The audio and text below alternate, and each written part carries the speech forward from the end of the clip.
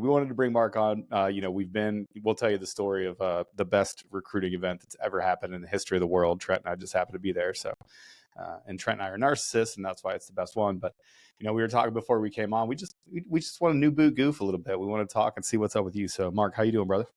What is up? What is up, guys? Yeah, that was an awesome session. That was actually the first thing I was gonna say.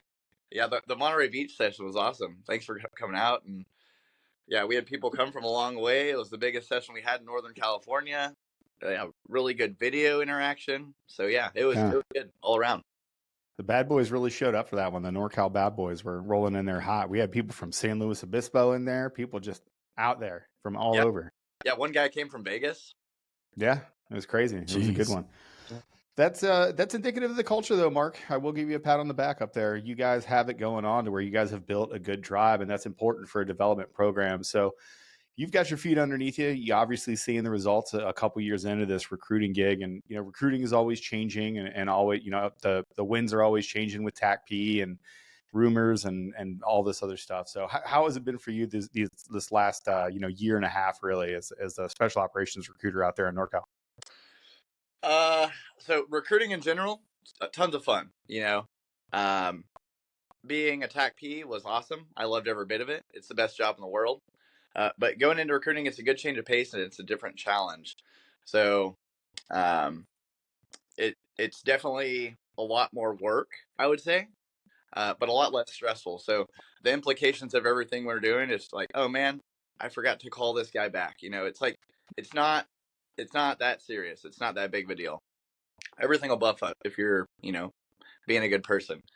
But you do the wrong things in our career fields, you could potentially cost someone their lives. You could potentially, cause the mission from being ineffective and not meeting the ground commander's intent.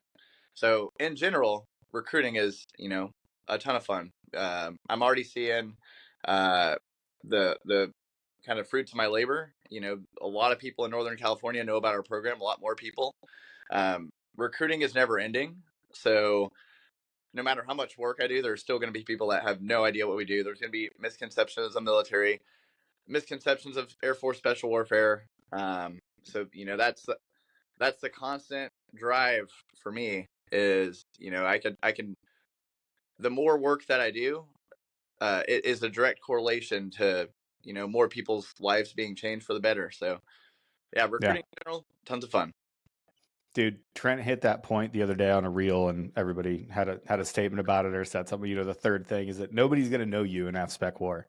He was like, hey, here's if you're getting into this for like generational wealth, you guys have done it before, but this isn't the best path. Like if you're getting in here to immediately get to a point where you can retire and be free financially, man, maybe don't be a PJ, maybe don't be a TAG guy. Okay, there's probably and again, we have geniuses though, and I don't use that term, hyperbolically. We have the smartest people in the world I've ever met work with us and have become insanely wealthy doing our job, right?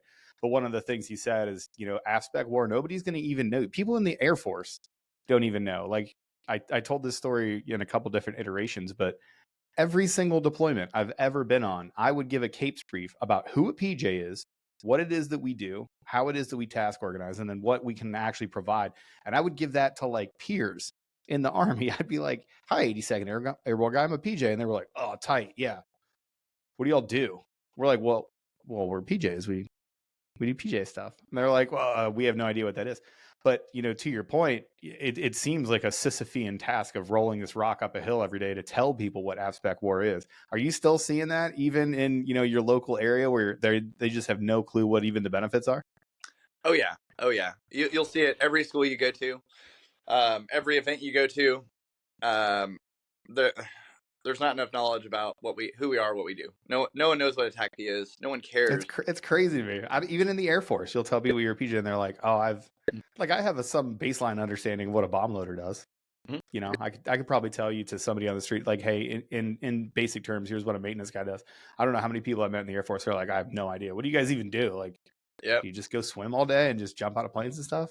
Yeah. I mean, a lot of the recruiters don't even know what special warfare is. There's 160 plus jobs in the Air Force.